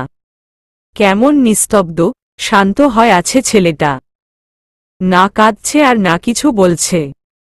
সকল নিস্তব্ধতা কাটিয়ে রামিম বলল, তোরা বাসায় চলে যা, অনেক রাত হয়ে গেছে। আরজু বলল, আমাদের সমস্যা নেই। তুই ঠিক আছিস রামিম? আমি ঠিক আছি, তোরা বাসায় যা। সাবিহা প্রতিবাদ করে বলল, তোকে এই অবস্থায় রেখে কিছুতেই যাব না, আমি এখানেই থাকব। রামিম শুভর দিকে তাকিয়ে শক্ত গলায় বলল, এই পাগলটাকে নিয়ে যা তো। আমি বলছি তো ঠিক আছি। সাবিহা কেঁদে উঠল। রামিম সাবিহার মাথায় হাত বুলিয়ে বলল, আমাকে এত দুর্বল ভাবিস না, নিজেকে সামলাতে জানি আমি। সাবিহা রামিমকে জড়িয়ে ধরে কেঁদে উঠল। বিড়বিড় করে বলল, জীবনের প্রতিটা মুহূর্তে আমাকে পাশে পাবি। আন্টিকে ছুঁয়ে প্রমিজ করেছি সবসময় তোর পাশে থাকব। রামিম মুগলে আসা কান্নাকে সামলে নিয়ে শুভকে বলল, ওদের সবাইকে বাসায় পৌঁছে দে, এত রাতে কাউকে একা ছাড়িস না। ফুয়াদ বলল, শুভ তুই ওদের দিয়ে আসো, আমি আছি। যারা নিজের গাড়িতে করেই আরজু আর সাবিহাকে নিয়ে ফিরে গেল। আরজুকে তার খালামুনির বাসায় নামিয়ে দিবে। সারা রাস্তা সাবিহা ফুপিয়ে কাঁদল। আজ বৈধ অধিকার থাকলে রামিমের কাছ থেকে কেউ ওকে সরাতে পারত না, ঠায় বসে থাকত। আরজু সাবিহার মাথায় হাত বুলিয়ে দিচ্ছে। আপনজনের এই অনাকাঙ্ক্ষিত যাওয়া কতটা যন্ত্রণাদায়ক সেটা আরজু জানে, বেশ ভালো করেই জানে। কিন্তু তার তো খালামণি, খালুজান ছিল, অথচ রামিমেকে সামলানোর জন্য আপন কেউ নেই। এটা ভেবেই আরজুর চোখ ভিজে উঠল। রিমির বাসা অনেকটা দূরে, তাই শুভ নিজেই তাকে নিয়ে বের হল। রিমির বাসার সামনে থামলে রিমি নেমে পড়ল। শুভ দেখল চশমার আড়ালে লাল হওয়া ফোলা দুটি চোখ এখনো ভিজে আছে। শুভ দীর্ঘশ্বাস ছাড়ল। রিমি দাঁত চেপে কান্না আটকে বলল, উপরওয়ালা এত নিষ্ঠুরতা কেন দেখাচ্ছে রামিমের সাথে? বেঁচে থাকার একমাত্র অবলম্বন কেন কেড়ে নিল সৃষ্টিকর্তা? শুভ সামনের অন্ধকার রাস্তার পানে দৃষ্টি ফেলে বলল, সৃষ্টিকর্তা প্রায়শই আমাদের পরীক্ষা নেয়, ধৈর্যের পরীক্ষা। আমাদের কাছের মানুষদের মুহূর্তেই দূরে সরিয়ে নেয়, চাইলেও তাদের নিজের কাছে বেঁধে রাখা যায় না। রিমি শান্ত ভেজা চোখে তাকিয়ে বলল, আরজু তো জানতেই পারল না কতটা শুদ্ধ ভালোবাসা নিয়ে একজন পুরুষ তার অপেক্ষায় ছিল। শুভ চমকে তাকালো রিমির পানে। কয়েক মুহূর্ত চুপ থেকে বলল, আরজু কিন্তু কোনো এক পুরুষের পরিশুদ্ধ ভালোবাসার আবেশেই ঘিরে আছে। নাহিদ ভাই আমাদের আরজুকে চোখে হারায়। দেখিস না আরজুর ঠোঁটের তৃপ্তির হাসি, সেই হাসতেই কেমন সুখ সুখ অনুভূতি আছে। আমি চাই না আরজু আর আমার বন্ধুত্বে অস্বস্তি ভাবটা আসুক। আমি চাই না আরজু কখনোই জানুক আমার সুপ্ত অনুভূতি। দিন শেষে মেয়েটা ভালো থাকুক। আরজু বিছানায় চোখ বুজে বসে আছে। ভীষণ মাথা ধরেছে। একটু কাঁদলেই তার মাথা ব্যথা শুরু হয়। সাবা খানম আরজুর মাথায় তেল মেখে দিচ্ছে। মেয়েটার উস্কোখুস্কো চুলের অবস্থা দেখে আর একটু আরাম দিতে তিনি ম্যাসাজ করে দিচ্ছেন। আঞ্জুমান আরার হঠাৎ এইভাবে চলে যাওয়াটা আরজুর মনে পুরনো হারানোর কষ্ট মনে করিয়ে দিচ্ছে। সাবা খানম জানে মেয়েটা আবেগপ্রবণ। রামিমের কথা ভেবে সাবা খানমের প্রচণ্ড খারাপ লাগছে। নাহিদ গত 2 দিন যাবৎ শহরের বাইরে আছে। ব্যস্ততার জন্য আরজুকে তেমন একটা কল দিতে পারছে না। আজ একটু সময় করেই আরজুকে কল করল। আরজুর মলিন গলার স্বর নাহিদকে পীড়া দিচ্ছে। আরজু ফুপিয়ে কাঁদল আর বলল, নেতা সাহেব, আমার ভীষণ খারাপ লাগছে। আপনার বুকে মাথা রেখে একটু ঘুমাতে চাই। কবে আসবেন? নাহিদের গলা শুকিয়ে আসল। এই মেয়েটার সামান্য অশ্রু তার হৃদয়কে দ্বিখণ্ডিত করে দেয়। নাহিদ শান্ত সুরে বলল, এইভাবে কাঁদে না বউ। তোমার এখন একজন প্রকৃত বন্ধু মতো রামিমের পাশে থাকা প্রয়োজন। ছেলেটাকে মানসিক সাপোর্ট দেওয়া প্রয়োজন। আর আমার আপনাকে প্রয়োজন। অপেক্ষার প্রহর যে শেষ হচ্ছে না। নাহিদ মৃদু হাসল। আরজুকে এই মুহূর্তেই বুকের মাঝে ঝাপটে ধরতে ইচ্ছে হচ্ছে। মায়াপরীর মায় বাজেভাবে ফেসে গেছে। আজ 2 দিন যাবৎ রামিম বাসার বাইরে বের হয়নি। কেমন শান্ত হয়ে আছে। সবাইকে দেখাচ্ছে সে ভীষণ শক্ত, কিন্তু ভেতরে ভেতরে সে ভীষণভাবে ভেঙে পড়েছে। এই বাড়ির আনাচে কানাচে মায়ের ছোঁয়া লেগে আছে। কত শতস্মৃতির মেলা চারদিকে। এতদিন ক্লান্ত হয়ে বাড়ি ফিরে মায়ের আদুরে মুখশ্রী তার সব ক্লান্তি মুছে দিত। কিন্তু এখন দিন শেষে এই শূন্য ঘরে কি করে থাকবে সে? মায়ের শূন্যতা যে কোনো কিছু দিয়েই পূরণ করা সম্ভব না। আর কেউ তার জন্য খাবার নিয়ে অপেক্ষা করবে না। দেরিতে বাসায় ফিরলে দুশ্চিন্তা করবে না। কেউ তার ক্লান্ত মুখে হাত বুলিয়ে দিবে না। এত পরীক্ষা কেন নিচ্ছে সৃষ্টিকর্তা? আর কি কেড়ে নিবে তার কাছ থেকে? সে তো আজ একেবারেই নিঃস্ব। শুভ আর ফুয়াদ এই 2 দিন রামিমের সাথেই ছিল। ছেলেটাকে এই পরিস্থিতিতে একা ছাড়া ঠিক হবে না। বাকি সবাই প্রতিদিন রামিমকে দেখে গেছে। সাবিহা নিজে রান্না করে এনে রামিমকে নিজ হাতে খাইয়ে দিয়েছে। সবাই নিজেদের কাজ রেখে এইভাবে তার পেছনে পড়ে থাকুক, সেটা রামিম চায় না। তাই সবাইকেই এক প্রকার জোর করে যার যার বাড়ি পাঠিয়ে দিয়েছে। সবাই চলে যেতেই রামিম মায়ের বিছানার ওপর গুটি সুটি মেরে শুয়ে পড়ল। রামিমের মনে হচ্ছে তার মা পাশেই আছে। তার মাথায় পরম আদরে হাত বুলিয়ে যাচ্ছে। রামিম দুচোখ বুজে সেই স্পর্শ অনুভব করছে। চোখের কোণ থেকে কয়েক বিন্দু অশ্রু গড়িয়ে পড়ল। ক্লান্ত চোখ দুটি একসময় ঢলে পড়ল গভীর নিদ্রায়। নাহিদ শহরে ফিরে সোজা চলে আসলো সাবা খানমের বাড়িতে। অবনী দরজা খুলেই মিষ্টি হেসে বলল, মাই সুপার হিরো জিজু, আপনার তো দেখাই পাওয়া যায় না। একটা মাত্র শালি আপনার। কই তার সাথে একটু টাইম স্পেন্ড করবেন, তার জন্য একটা গোমরামুখো ছেলে ধরে আনবেন। তা না, জনসেবায় হারিয়ে গেছেন। আচ্ছা, আপনার যেই জনসাধারণের মধ্যে কি আমি পারি না?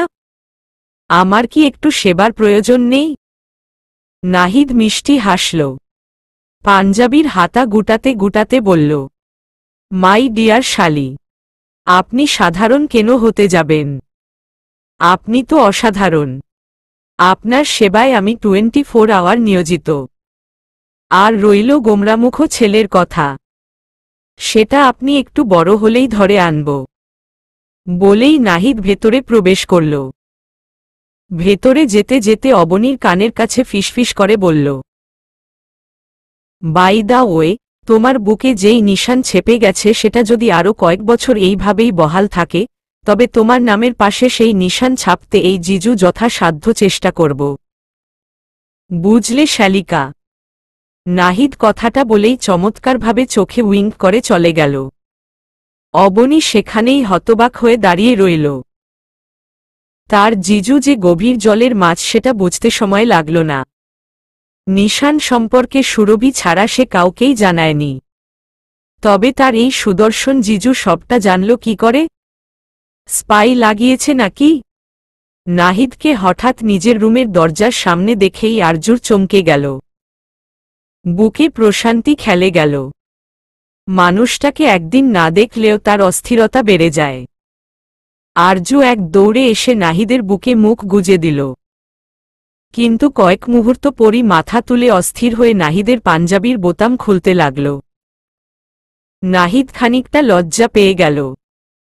এই পাগলিটা রুমের বাইরে দাঁড়িয়েই পাগলামি শুরু করেছে। শ্বশুর বাড়ির কেউ দেখে নিলে চরম লজ্জায় পড়তে হবে। ততক্ষণে আরজু নাহিদের বুকের কাছের বোতাম খুলে নিয়েছে। নাহিদের উন্মুক্ত লোমশ বুকে নেশাত্ম দৃষ্টি নিক্ষেপ করে সেখানে মুখ গুজে দিল। হে, এবার আরজুর ভালো লাগছে, ভীষণ ভালো লাগছে। নাহিদ আর চোখে একবার আশেপাশে তাকাল। না, কেউ নেই। খালামণির সামনে পড়লে অস্বস্তিতে পড়ে যাবে। নাহিদ সেই অবস্থায় আরজুর কোমর জড়িয়ে শূন্যে তুলে রুমে ঢুকে পড়ল। দরজা বন্ধ করেই আরজুকে কোলে তুলেই বিছানায় শুয়ে পড়ল। আরজু তখনও নাহিদের বুকে মুখ লুকিয়ে ফুপিয়ে যাচ্ছে। নাহিদ আরজুর চিবুক ধরে মুখ তুলে চোখের অশ্রু মুছে দিল। কপালে ওষ্ঠ ছুঁয়ে দিল। তারপর সারা মুখে চুমু খেতে লাগল। স্বামীর আদর, ভালোবাসা পেয়েই মেয়েটা শান্ত হল। নাহিদ আরজুকে বুকে নিয়েই তার চুলে হাত বুলিয়ে দিতে দিতে বলল, জানো আরজু, ছোটবেলায় মা আমাকে এইভাবে বুকে নিয়ে ঘুমাত। আমি মায়ের শরীরের সুবাস না পেলে ঘুমাতেই পারতাম না। বাবা মা আর পরিবার নিয়ে আমি ভীষণ ভালো ছিলাম। জীবনে কোনো অপূর্ণতা ছিল না। দাদাজান আমাকে কাঁধে চড়ে সারা বাড়ি ঘুরে বেড়াত। সে কি সুখের মুহূর্ত ছিল। সময় যেতে লাগলো আর আমি বুঝতে পারলাম মা কেমন অসুস্থ হয়ে পড়ছে। মায়ের লাবণ্যময়ী রূপ কেমন ফ্যাকাশে হয়ে আসছে। মায়ের কঠিন অসুখ সবাই আমার কাছ থেকে লুকালেও আমি বুঝতে পারছিলাম মা হয়তো আমাদের সাথে আর বেশি দিন নেই। মা গভীর রাতে আমাকে বুকে নিয়ে কাঁদত। আমার সারা মুখে চুমু খেত। আমার ছোট মস্তিষ্ক ধরতে পেরেছিল এই আদর হয়তো আর পাব না। মা সবার সামনে নিজেকে সামলে নিয়ে চলত। সবাইকে স্ট্রং থাকতে বলত। কিন্তু আমি দেখেছি আমার মায়ের চোখে ছিল বেঁচে থাকার আকাঙ্ক্ষা। যেদিন মা আমাকে ছেড়ে চলে গেল আমি না কিছুতেই মেনে নিতে পারছিলাম না। আমার জীবনে সব ছিল, কিন্তু সবচাইতে বড় সম্পদ ছিল না। আমি তবুও নিজেকে সংযত করে নিয়েছিলাম। কেমন শান্ত আর গম্ভীর হয়ে গেছিলাম। কিন্তু যেদিন বাবা সেই মহিলাকে বিয়ে করে বাসায় নিয়ে আসলো, বিশ্বাস করো আমার দুনিয়া সেখানেই থেমে গেছিল। বাবা এমন করবে আমি বিশ্বাস করতে পারছিলাম না। মায়ের মৃত্যুর কিছুদিনের মাথায় বাবা বিয়ে করে নিলেন। আমার মায়ের জায়গায় আমি কাউকেই মানতে পারিনি। আর যখন বুঝতে পারলাম আমার মায়ের শেষ সময়ে আমাকে জড়িয়ে ধরে কান্নার আসল কারণ বাবা আর এই মহিলা ছিল, আমি একদম সহ্য করতে পারিনি।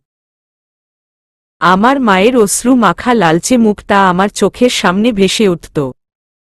বাবার জন্য আমার মনে তীব্র ঘৃণা জন্মাতে শুরু করল। তিনি কত সহজেই আমার মাকে ভুলে অন্য নারীকে বিয়ে করে ফেলল।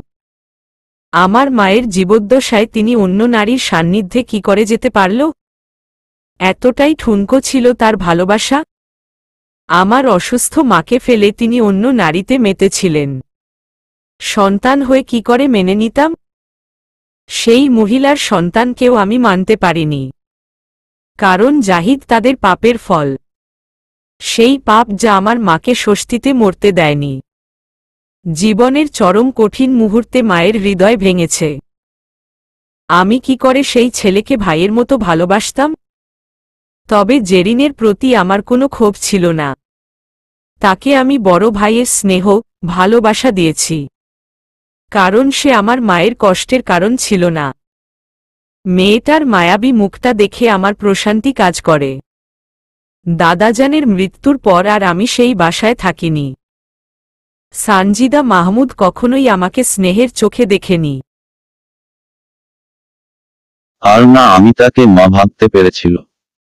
বাবাকে আমি কখনোই ক্ষমা করতে পারিনি। শূন্যতা আর একাকিত্ব আমার জীবনকে অন্ধকার করে রেখেছিল। এত বছরে আমার জীবনে সুখকর যেটা ছিল সেটা ছিলে তুমি। এক বসন্তে আমার জীবনকে রাঙিয়ে দিতে তোমার আগমন ঘটেছিল। সৃষ্টিকর্তা আমাকে যেমন আধারে ঠেলে দিয়েছিল ঠিক তেমন করেই আমার একমাত্র সুখের রানীকে আমার জীবনে রুদ্রোজ্জ করে পাঠিয়ে দিল। আরজু মুগ্ধ হয়ে নাহিদকে শুনছিল। মানুষটা কত গুছিয়ে কথা বলে। তবে নেতা সাহেব বাবাকে নিয়ে মনে অনেক ভুল ধারণা পুষে রেখেছেন। এটা তার ভাঙতেই হবে। সাবা খানম যতই নাহিদকে অপছন্দ করুক জামাই আদরে কোনো ত্রুটি রাখেননি। নানান পদের খাবার দিয়ে টেবিল ভরে ফেলেছেন। আরজুর মুখে যেই সুখ সুখ আভা ভেসে বেড়ায় এতে সাবা খানম বেশ সন্তুষ্ট।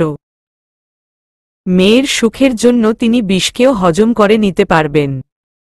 তারা বেশ আয়েস করে রান্নায় সাহায্য করছে। নাহিদকে তার বেশ পছন্দ। আগে বহুবার পোস্টার আর টিভির ইন্টারভিউ প্রোগ্রামে নাহিদকে দেখেছে। কি যে সুন্দর আর মায়াবী মুখ। সামনে থেকে দেখতে আরও সুদর্শন। যাকে বলে সুপুরুষ। তারার প্রিয় মানুষ আরজুর পাশে নাহিদকে দেখেই মনটা তৃপ্তি পায়। খাপে খাপ জোড়া এদের। দেখেই শান্তি লাগে। নাহিদ টেবিলে খেতে বসে ভীষণ লজ্জা আর অস্বস্তিতে পড়ে গেল। এত খাবার কে খাবে? অসহায় মুখে আরজুর দিকে তাকাল। আরজু মিটি মিটি হাসছে নাহিদের অবস্থা দেখে। অবনী মৃদু হেসে বলল, জিজু ঝটপট লেগে পড়ো। সব খবর তোমার জন্য আম্মু স্পেশালি বানিয়েছে। সব শেষ করতে হবে কিন্তু। নাহিদের ফ্যাকাশে মুখ দেখে জুবাইর আহমেদ হেসে নাহিদের বলিষ্ঠ কাঁধে হাত রেখে বললেন, ডোন্ট ওয়ারি ইয়াং ম্যান। যতটুকু ভালো লাগে স্বাচ্ছন্দ্যে খেতে পারো। কোনো প্রেশার নেই। সাবা খানম গম্ভীর মুখেই নাহিদের প্লেটে খাবার তুলে দিল। নাহিদ মৃদু হেসে অনুরোধ করে বলল, ম্যাম আপনিও বসুন। অবনী ফিক করে হেসে বলল, ম্যাম? সিরিয়াসলি? জিজু আপনার শাশুড়ি হয়। অন্তত খালামণি বলতে পারেন। জুবাইর আহমেদ হেসে বলল, অবনী ঠিক বলেছে। স্যার ম্যাম এসব চলবে না। খালামণি আর খালুজান বলতে পারো। নাহিদ আর চোখে সাবা খানমকে দেখল। তিনি কি চায় সেটাই নাহিদ জানতে চায়। সাবা খানম গলা খাকানি দিয়ে নিজের গাম্ভীর্য বজায় রেখে বললেন, যেহেতু তুমি আরজুর হাজবেন্ড তাই আরজু যা ডাকবে তাই ডাকতে পারো। নাহিদ ভীষণ খুশি হল। এই মানুষটা উপরে যতটাই কঠিন ভাব দেখাক না কেন আরজু বিষয়ে আসলে তিনি মোমের মতো গলে যান। আরজু খুশিতে আত্মহারা হয়ে খালামণির গালে চুমু খেল। সাবা খানম মুচকি হাসলেন। খাওয়া দাওয়া শেষে বিকেলের দিকে আরজু নাহিদকে নিয়ে রিকশায় ঘুরতে বেরিয়ে পড়ল। বউয়ের এই ছোট্ট আবদার নাহিদ মানা করতে পারল না। নাহিদ প্রথমে নিষেধ করলেও আরজুর মিষ্টি আবেদন নাকচ করতে পারল না। মুখে একটা মাস্ক পরে নেমে পড়ল বউয়ের আবদার পূরণ করতে। নাহিদ ভয় আছে। এই এলাকার সকলেই তাকে চিনে। যদি আরজুর সাথে তাকে দেখে ফেলে তবে আরজুর জন্য সমস্যা। কিন্তু এই পাগলিটা বুঝলে তো। তাছাড়া সিকিউরিটি ছাড়া এইভাবে বের হওয়াটা ঠিক হবে না। তাই মেসেজে তাদের পেছনে গার্ডদের আসতে বলল। আরজুকে এই বিষয়ে কিছুই জানাল না। এতে মেয়েটার উৎফুল্লতা, স্বাচ্ছন্দ্য বোধে বাধা পড়তে পারে। নাহিদ মুখে মাস্ক পরে চোখে সানগ্লাস পরে নিল। আরজু প্রথমে গেল ফুচকার দোকানে। তারপর আরও কয়েক জায়গায় ঘুরল। সন্ধ্যার আগ মুহূর্তেই আরজু রিকশা নিয়ে একটা বাড়ির সামনে থামল। নাহিদ এক পলক বাড়িটা দেখে নিল। সাততলা বাড়িটা সে খুব ভালো করে চেনে। নাহিদের বুকে তীব্র অস্বস্তি শুরু হল। এটা যে আরজুর ইমোশনের জায়গা। আরজু নাহিদের হাত ধরে চতুর্থ তলায় আসল। তালাবদ্ধ দরজায় দাঁড়িয়ে আরজু জোরে নিঃশ্বাস ফেলল। দরজার সামনে কাঠের বোর্ডে খোদাই করে লেখা একটি নাম, ড্রিম হোম। আরজু ব্যাগ থেকে চাবি বের করে দরজা খুলে অন্ধকারাচ্ছন্ন ঘরটিতে ঢুকে পড়ল। নাহিদ প্রথমে ভেতরে যেতে অস্বস্তি বোধ করছিল, কিন্তু আরজুর নাহিদের হাত ধরে টেনে ভেতরে প্রবেশ করল। পাশের দেয়ালের সুইচ বোর্ডে চাপ দিতেই অন্ধকারাচ্ছন্ন ঘরটি আলোয় ঝলমল করে উঠল। নাহিদ আশেপাশে চোখ বুলিয়ে দেখল বেশ পরিষ্কার পরিচ্ছন্ন একটা ফ্ল্যাট। না, ফ্ল্যাট বললে ভুল হবে, এটি ঘর, স্বপ্নের ঘর। দেখেই বোঝা যায় নিয়মিত ঘরটি পরিষ্কার করা হয়। নাহিদের চোখ পড়ল এই ঘরের সবচাইতে সুন্দর দৃশ্যে। সামনের দেয়ালে টানল একটা হাস্যোজ্জ্বল ছবি, যেখানে একজোড়া দম্পতি বসে আছে। তাদের পেছনেই এক অতি রূপবতী, আদুরে কিশোরী তাদের কাঁধ ধরে দাঁড়িয়ে আছে। প্রত্যেকের মুখেই লেগে আছে তৃপ্তির হাসি। এক সুখী পরিবারের ছবি দেখে নাহিদ শুকনো ঢোক গিলল। চোখ ঘুরিয়ে দেখল আরজু অশ্রুসিক্ত চোখে সেই ছবিটাই দেখছে। আরজু নাক টেনে বলল, এটা আমার সুখের নীর নেতা সাহেব। এই নীরেই আমার একটা ছোট্ট সুখী পরিবার ছিল, যেখানে আমি ছিলাম মধ্যমণি। আমার শৈশব, কৈশোর সবটাই কেটেছে এই ঘরটাতে। একটা সময় এই ঘরের আনাচে কানাচে আমার কলরবে মুখরিত হয়ে উঠেত। মাম্মা, পাপা, আমি। আমাদের একটা ছোট্ট সুখী পরিবার ছিল। কিন্তু আজ এই ঘরের দেয়ালে দেয়ালে নিস্তব্ধতা। পাপা মাম্মাকে বিয়ে করে এই ঘটাতেই তুলেছিলেন। কত শত খুনসুটি, দুঃখ, স্বপ্ন, ভালোবাসার সাক্ষী এই ঘরটা। কি ছিল না এই ঘরে? এই ঘরটায় যেমন আমি হেসে খেলে বেরিয়েছি, ঠিক এই ঘরটায় মাম্মা, পাপার নিথর দেহকে পড়ে থাকতে দেখেছি। আমার সুখের নীর এক নিমিষেই ধ্বংস হয়ে গেছিল। সবার ভালোবাসায় ঘেরা কিশোরী চোখের পলকেই এতিম হয়ে পড়েছিল। সে কি বিভৎস পরিস্থিতি ছিল বলে বুঝাতে পারব না। আরজু নিজের অশ্রু মুছে নাহিদের দিকে তাকাল। নাহিদ থমথমে দৃষ্টিতে তাকিয়েছিল। তার মায়াবী চোখ জোড়া অসম্ভব লালচে হয়ে আছে। নিঃশ্বাসের গত বৃদ্ধি পাচ্ছে। আরজু মৃদু হাসল। মানুষটা তার অশ্রু সহ্য করতে পারে না। এত গুরুগম্ভীর, দাম্ভিক মানুষটা তার সামনে একদম দুর্বল হয়ে পড়ে। এর চাইতে সুখের কি হতে পারে?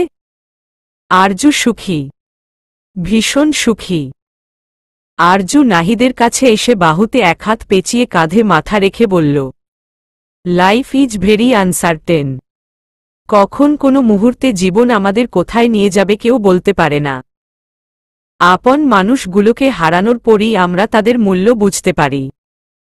বাবা মায়ের চাইতে আপন আর কেউ হয় না নেতা সাহেব। তারা কোনোদিন সন্তানের অমঙ্গল চায় না। আমার মনে হয় ওই মানুষটাই সবচাইতে বেশি একা, যে নিজেকে প্রকাশ করার মতো কাউকে খুঁজে পায় না। আপনি নিজেকে গুটিয়ে নিয়েছেন সেসব মানুষ থেকে যারা আপনাকে অসম্ভব ভালোবাসে। আপনি বাবাকে কখনোই বুঝতে চেষ্টা করেননি। তিনি মাকে অসম্ভব ভালোবাসেন। অসুস্থ স্ত্রীকে রেখে তিনি পর নারীতে আসক্ত হননি। তিনি ছিলেন পরিস্থিতির শিকার। সেটা আপনিও জানেন। কিন্তু আপনার জেদ, ইগো, মায়ের প্রতি অগাধ ভালোবাসা এই সত্যটা মেনে নেয়নি। সানজিদা মাহমুদকে আপনি খুব ভালো করে চেনেন। তিনি নিজের স্বার্থের জন্য কতটা নিচে নামতে পারে সেটাও আপনার জানা। বাবা খুব বাজে ফেঁসে গেছিল। কঠিন পরিস্থিতির মধ্যে দিয়ে গেছেন তিনি। তিনি আপনাকে অসম্ভব ভালোবাসে নেতা সাহেব। আপনার রাগ, জেদ, ঘৃণা মানুষটাকে ভেতরে ভেতরে ঝাঁঝরা করে দিচ্ছে। সন্তানের ঘৃণা একজন বাবার জন্য অভিশাপের মতো। আজ যেই বাবাকে অবহেলা করছেন হয়তো একদিন চোখের দেখাও দেখতে পারবেন না। তখন ভীষণ আফসোস হবে। দাঁত থাকতে দাঁতের মর্যাদা দিতে হয়। আমি আর রামিম তো এতিম হয়ে পড়েছি। আমরা জানি মাথার উপর বাবা মায়ের ছায়া কতটা গুরুত্বপূর্ণ। কাছে সবাই আছে। সময় থাকতে এই ছায়ার গুরুত্ব দিন। আরজু থামল। নাহিদের দিকে তাকিয়ে দেখল মানুষটার চোখের কোণের অশ্রু টইটুম্বুর করছে। হয়তো যে কোনো মুহূর্তেই গাল বেয়ে গড়িয়ে পড়বে।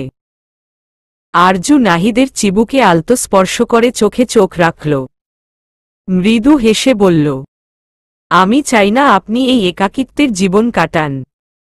আমি সর্বদা আছি আপনার সাথে। একবার নিজের আপনজনদের দিকে হাত বাড়িয়ে দিন, দেখবেন তারা আপনাকে নিমিষেই বুকে জড়িয়ে নিবে। রক্তের সম্পর্কগুলোতে অলৌকিক শক্তি থাকে। এই সম্পর্ক চাইলেও ছিন্ন করা যায় না। জাহিদকে একবার ভালোবেসে ভরসার হাত তার কাঁধে রেখে দেখুন, কতটা শান্তি পাবেন। ছেলেটা আপনার একটু স্নেহ, ভালোবাসা পাবার জন্য মুখিয়ে থাকে। আদৌ এই ছেলেটার কোনো দোষ ছিল? সে তো এত বিষাক্ত সত্যিটা জানে না পর্যন্ত। যদি জানতে পারে তাহলে কতটা ভেঙে পড়বে ভেবে দেখেছেন? যেই মাকে এত ভালোবাসে তার সেই ঘৃণিত রূপ মেনে নিতে পারবে? আমি চাই আমার নেতা সাহেব সবার ভালোবাসায় সিক্ত হোক, সম্পর্ককে মূল্যায়ন করুক। এতে অদ্ভুত মানসিক প্রশান্তি মেলে। যে অন্যকে ক্ষমা করতে জানে সে নিজে কখনোই ঠকে যায় না। ক্ষমার চাইতে বড় মনুষ্যত্ব বোধ আর কিছুই হতে পারে না। নাহিদ নির্বাক হয়ে আরজুর দিকে তাকিয়ে রইল। তার বুকে যে কত শত প্রলয় চলছে তা আরজুকে কি করে বুঝাবে? ক্ষমা কি চাইলেই পাওয়া যায়? ক্ষমা যদি এত সহজ হতো তবে তার চাইতে খুশি আর কেউ হতো না। কিন্তু নাহিদ জানে ক্ষমা করা অনেক কঠিন। চলবে।